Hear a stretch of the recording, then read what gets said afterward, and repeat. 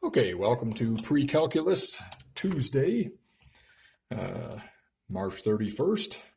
Our lesson today is on the cosine of the difference of two angles. And if you would, copy down this formula for your notes. Now, when I ask you to copy something down, just pause the screen, copy it, because I'm just going to keep moving on. We can prove this later, but also have your unit circle in front of you. So if you don't have your unit circle, pause the screen and find one. You can get one online. All right, if you were to ask to find the exact value of the cosine of 15 degrees, we would do this by writing 15 degrees as the difference of two known angles. Okay, so you have to do some thinking here for a minute. 15 is the same as 60 minus 45. Now, when I say known angles, I'm talking about angles that are on the unit circle. All right, and 60 and 45 are on the unit circle. So here's the formula that we have for the difference of two angles. And so if I was to simply change these to 60 right there and 45 right there, then everywhere there's an alpha, I could put in 60. Everywhere there's a beta, I could put in 45. Try that on your own first. Pause the video, see if you can figure it out. All right, what we've got here then is cosine of 60 minus 45, because that's the same as 15. So you want cosine of 60 times cosine of 45 added to sine of 60 times sine of 45. Looking at your unit circle, the cosine of 60 degrees is 1/2. Looking at your unit circle, the cosine of 45 is radical 2 over 2. Looking at your unit circle, the sine of 60 degrees is radical 3 over 2. And looking at your unit circle, sine of 45 is radical 2 over 2. Multiply straight across, radical 2 over 4. Multiply straight across, radical 6 over 4. Remember, you can times what's under a radical together. So your final answer is square root of 2 plus square root of 6 all over 4. That's how you write the exact value. You can use a calculator to check it on the decimal. The decimal should match up with your exact value. Go ahead and pause the video. Try this one on your own. All right, we're going to prove that the cosine of 30 is this right here by using this formula. Well, let's see. I know that 90 minus 60 is 30. By the way, if you use other angles, that's fine. You're going to get the same answer. There's other angles that will subtract to make 30 that are on your unit circle. But I chose 90 and 30, so that's alpha is my 90. So cosine of 90, and then cosine of beta would be 60.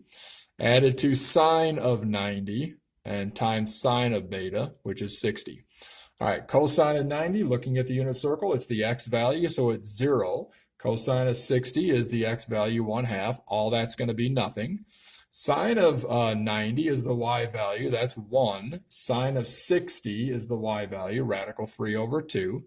So you end up with 0 plus radical 3 over 2, which is indeed radical 3 over 2.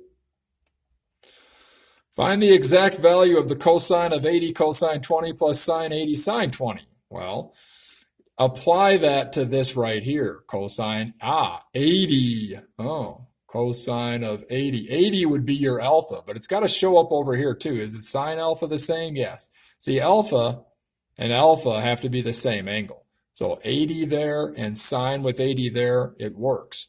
Beta and beta have to be the same. So sine 20, cosine 20, oh, that means I can put in 20 there, and look what I have. I have cosine of 60 degrees, 80 minus 20. Well, the cosine of 60 is the x value, which is 1/2.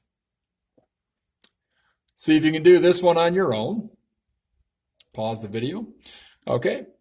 All right, once again, we're looking at 70 minus 40. I assume I didn't double check. I'm double checking now. What do you mean by that? Well, that alpha has to be the same in both cases. All right, and it is. All right, so 70 showing up there, 70 showing up there.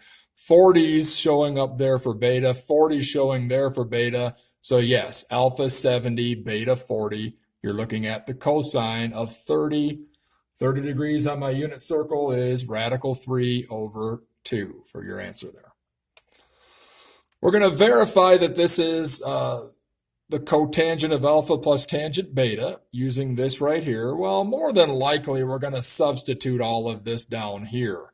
Like I said, when you do these verifications, sometimes there's different ways to do them, or like I told you in class, you just got to jump in and try it. But because this starts out with a numerator like that, more than likely we're going to substitute this. So let's substitute cosine alpha, cosine beta, plus sine alpha, sine beta, all over, see that's the numerator all right there based on this down here, all over sine alpha, cosine beta. Now, what you can do is split this up into two fractions, cosine alpha, cosine beta, divided by sine alpha, cosine beta, added to sine alpha, sine beta, all over sine alpha, cosine beta. Basically, what I'm doing is splitting this up into an addition of two fractions with the common denominator being sine alpha, cosine beta. Well, look what you have here. Let's see. We've got cosine beta divided by cosine beta. So, because if they're timesing, you can reduce them. We've got sine alpha divided by sine alpha there if they're timesing. What's left here? Cosine alpha, sine alpha. Well, the cotangent is the reciprocal of the tangent. Okay, right there. See? So if the tangent is sine over cosine, the cotangent is cosine over sine. So that's just the same as the cotangent of alpha. The sine over the cosine is what the tangent is, so that's the same as the sine of beta, and that's what we are trying to make it say. Yikes! I'm sorry, tangent beta.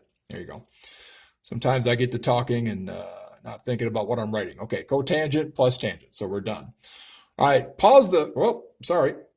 Okay, for this now, homework, go ahead and try those problems there, a 603 1 to 6, and I'll send you another one tomorrow.